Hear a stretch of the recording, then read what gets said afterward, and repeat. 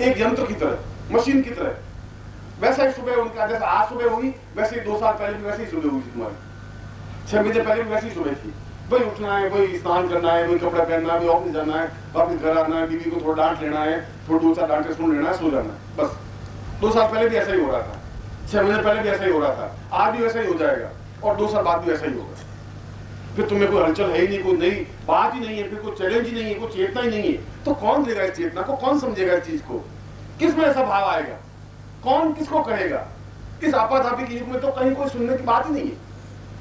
और अगर भौतिकवादी युग है, ऐसा भौतिकवादी युग तो त्रेता युग में भी ऐसा ही था। वहां भी दशरथ थे जो रो रहे थे, झूम रहे थे, वहां भी कैकई जैसी पत्नी थी जो लड़ाई झगड़े करती रहती थी और पत्नी के मुंह में बेटे को रात निकाल देते थे, वहां भी वैसा ही षड्यंत्र चल रहे थे। कोई त्रेता युग राम राज्य कोई बहुत महान राम राज्य नहीं था, वो भी ऐसा ही था जैसा हमारा युग है। मगर उस समय वशिष्ठ थे, उसमें विश्वामित्र थे, कुछ समझने की क्रिया थी, उनके शिष्य थे, वे इस चैलेंज को उठाने के लिए तत्पर थे। युग तो वैसा ही है जैसा त्रेता युग था, जैसा द्वापर युग था। ऐसा छल और कपट, झूठ, असत्य और व्यभिचार जो आज के युग में है, वैसे द्वापर युग में था, वैसे त्रेता युग में था, वैसे राम राज्य के समय में था, वैसे कृष्ण के समय में था, वैसे बुद्ध के समय में था। युग कुछ अपने आप में बदलता नहीं है, समाज वैसा का वैसा ही रहता है। आदमी कितना बदल जाता है इस पर डिपेंड है, आप कितना अपने आप को समझते हैं। और ये समझने की क्रिया दीक्षा कहलाती है। दीक्षा का तात्पर्य हम अपने आप को समझ सके, दीक्षा का तात्पर्य है कि हम गुरु के चरणों से अपने आप को मिला सके, एक हो सके, अपने आप में एकाग्र हो सके। मेरे पास में पानी का गिलास है और इस गिलास का पानी बिल्कुल अलग है और इस गिलास में पानी की कोई वैल्यू नहीं। अगर मैं इस मिट्टी में डाल दूंगा तो खत्म हो जाएगा गिलास का पानी। इस गिलास के पानी को कोई प्रणाम करता ही नहीं है, कोई याद भी नहीं रखेगा। मगर इस गिलास के पानी को समुद्र में मिला देता हूं तो ये गिलास का पानी भी अपने आप में समुद्र देवता कहलाएगा।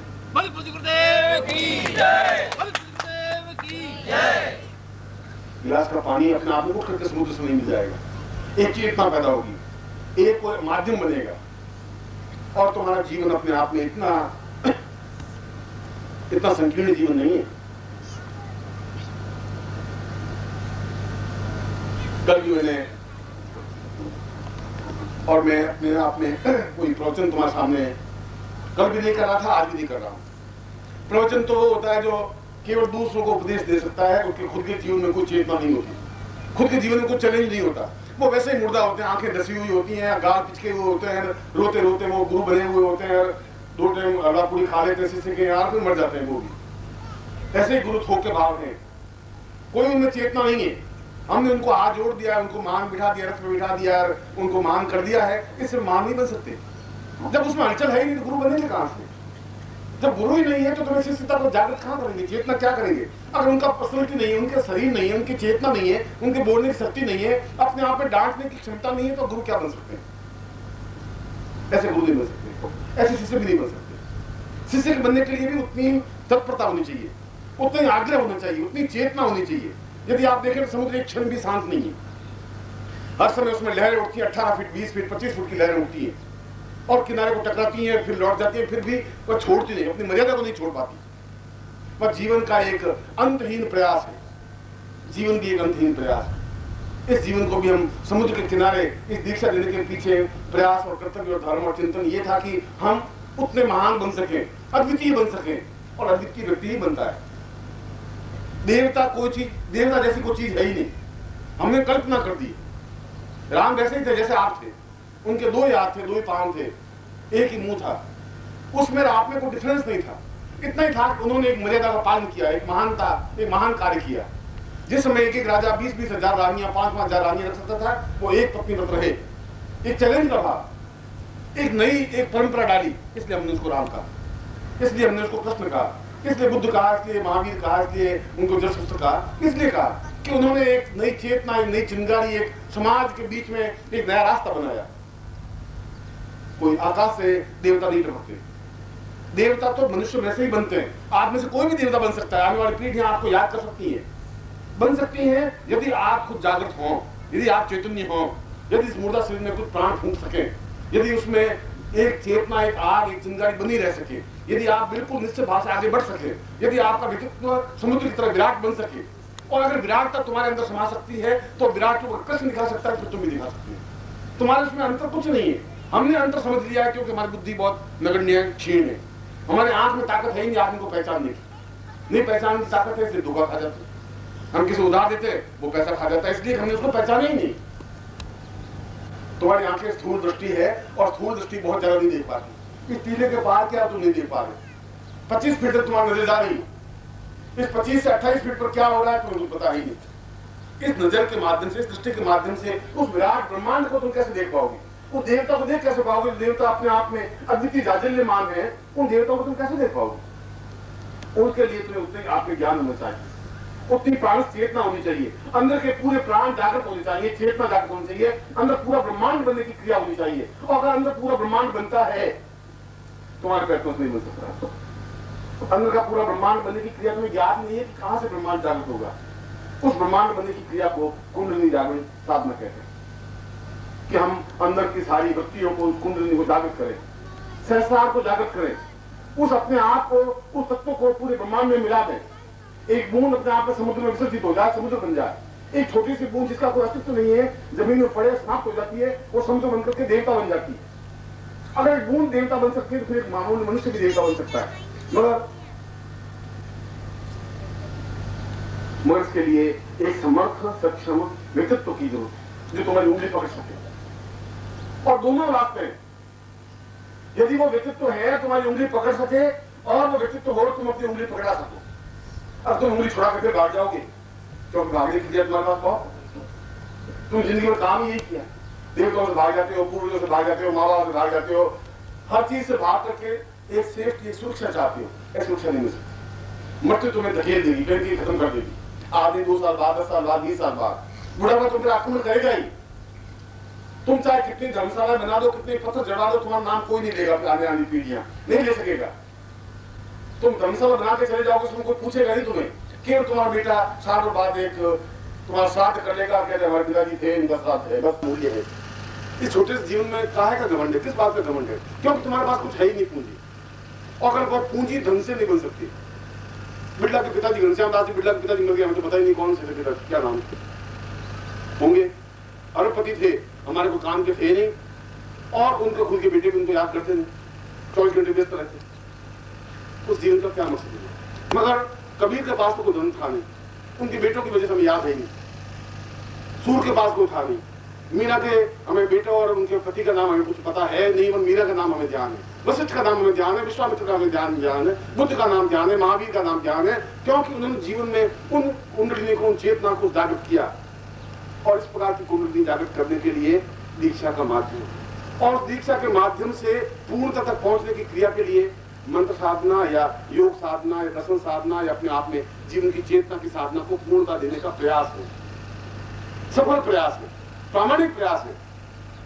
केवल यही एक प्रयास है जो जीवन को पूर्णता दे सकता है। पूर्णता राम का नाम लेने से, कृष्ण का नाम लेने से, रटने से कुछ नहीं हो सकता। यदि बार बार राम राम करते हैं तो टैप लगा देते हैं और 24 घंटे टैप लगाते रहेंगे, घर में राम राम बजाते रहेंगे, उससे तो कुछ नहीं हो पाएगा। ऐसे सैकड़ों लोग पैदा हुए, राम राम करते हुए मर गए और कृष्ण चंद्र करते हुए खत्म हो गए, उससे कुछ नहीं बन पाएगा। उससे हमारे जीवन की चिंगारियां क्या बनी, हमारे जीवन स्फुलिंग क्या बने, तुम्हारी आंखों में तेज कहां से आया, तुम्हारे चेहरे पर एक भव्यता कहां से आई, एक बुझा हुआ चेहरे में एक आग चिंगारी कैसे पैदा हुई? वो तब पैदा होगी जब अंदर कोई दिया जलेगा, तुम्हारे मन की बत्तियां अपने आप स्पष्ट हो पाएंगी। इसीलिए उस पत्रिका के लिए, मंत्र तंत्र यंत्र विज्ञान पत्रिका कोई कॉमर्शियल पत्रिका नहीं है, और न मैं तुम्हें को बेचने की सलाह देता हूँ, न तुम्हें को खरीदने की सलाह देता हूँ। मगर यदि ज्ञान प्राप्त करना है तो कहीं कहीं तो कुछ पढ़ना पड़ेगा, कहीं को समझना पड़ेगा, या तो गुरु के चरणों में बैठना पड़ेगा, और वो आज के युग में संभव नहीं है, किसी व्यक्ति के लिए संभव नहीं है। पहले तो गुरुकुल होते थे, पहले ऋषिकुल होते थे कि अपने गुरु के पास गए, 6 महीने, साल भर, 2 साल, 5 साल रहे, अध्ययन किया, कोई जानन की। कृष्ण जैसा व्यक्ति भी सांदीपन आश्रम में गया, उज्जैन, कहाँ मथुरा, कहाँ उज्जैन, और लकड़ियां लाया, जंगल से काट काट करके गायों को दुआ, गायों को चलाया और ज्ञान प्राप्त किया, अंदर की पूरी कुंडली जागृत की, अपने सहस्रार को जागृत किया और अपने आप में पूर्ण पुरुष कहलाया, युग पुरुष कहलाया। गीता जैसा द्वितीय ग्रंथ लिख सका। उनके बेटों के नाम तो हमें ध्यान नहीं है, उनके दादा का नाम भी हमें मालूम नहीं, कृष्ण का नाम तो हमें मालूम है। यदि आपको जिंदा रहना है आज से 100 साल बाद भी, 500 साल बाद भी, 1000 साल बाद भी, अगर पीढ़ियों के लिए अपने आप को जिंदा रखना है और यदि नहीं रख पाए तो उस जीवन का कोई मकसद नहीं है। ये बार बार ऐसा जीवन मिल नहीं सकता, और अगर जीवन मिल सकता है तो गुरु नहीं मिल सकता। ढोंगी मिल सकते हैं, पाखंडी मिल सकते हैं, जो लफाजी कर सकते हैं ऐसा मिल सकते हैं, भिखारी मिल सकते हैं, गुरु नहीं मिल सकता। सही गुरु मिल जाए, सही शिष्य मिल जाए, ये प्रारब्ध की बात होती है। गुरु के लिए भी सौभाग्य की बात होती है कि हजारों शिष्यों में से कोई एक सही शिष्य मिल जाए। होठों से कहने वाले तो सैकड़ों शिष्य हैं, हजारों लोग आते हैं, गुरुदेव गुरुदेव करती है, चिल्लाते हैं गुरुदेव की जय हो, दोनों हाथ उठा के गुरुदेव की जय हो, उसे गुरुदेव की जय हो नहीं सकती। गुरुदेव ज्ञान प्राप्त करेगा तब जय होगी, तुम्हारे चिल्लाने से गुरुदेव की जय नहीं हो सकती। अगर गुरुदेव में ज्ञान है तो अपने आप में उसको अपने आप लोग याद कर लेंगे। मैं सूर्य किनारे बैठ जाऊंगा तब भी याद कर लेंगे, अगर मेरे पास चेतना है, अगर ज्ञान है। इस दीक्षा के पीछे मंतव्य मकसद यही है कि आपका और मेरा सीधा संबंध बन सके। इसके पीछे उद्देश्य और धर्म यही है कि मैं अपने ज्ञान की चेतना को, अपने तेजस्विता को आपको दे सकूं। कोई जरूरी नहीं है कि आपके पास हो, एक आपके पास ज्यादा से ज्यादा 1000 रुपए होने चाहिए। एक उदाहरण देकर समझा रहा हूं। अब तुम्हारे पास रोज तुम परिश्रम करो, 10 रुपए कमा, और 10 रुपए कमा करके 10,000 रुपए तो कभी इकट्ठा करो, इस जिंदगी में संभव नहीं।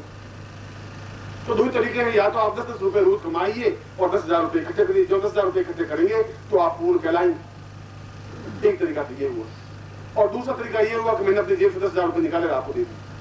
तुम्हारे पास 10,000 रुपए होने चाहिए, वो हो गए, क्योंकि मेरे पास 1,00,000 रुपए में 10,000 दे सकता हूँ, लेकिन कोई फर्क पड़ेगा नहीं। और यदि गुरु के पास बहुत तेजस्विता का अंश है और उसमें कुछ अंश आपको दे देता है, तब भी आप समर्थ बन सकते हैं। दीक्षा का तात्पर्य अपने गुरु की तेजस्विता को पूर्णता के साथ ग्रहण करने की क्रिया, ये दीक्षा है। और यहाँ इसलिए ही हम इकट्ठे हुए। तुम धूप में जो जल रहे हो, इसके पीछे मकसद यही है। मुझे मालूम तुम्हारा पसीना आ रहा है, तुम तकलीफ आ रहे हो, तुम मैं सोच रहे हो सारे गुरु जी अब बस प्रवचन खत्म करें और उठे तो काम जोड़े। कहाँ प्रवीण जोशी दिखा दिया, बहुत परेशान। ऐसा हो सकता है, तुम्हारा चिंतन ऐसा मैं समझ रहा हूँ, तुम्हारे चेहरे में पढ़ रहा हूँ। ज्ञान को सुन अपने जीवन का आधा घंटा, 15 मिनट, 5 मिनट दें। ओम परम तत्वाय नारायणाय गुरुभ्यो नमः।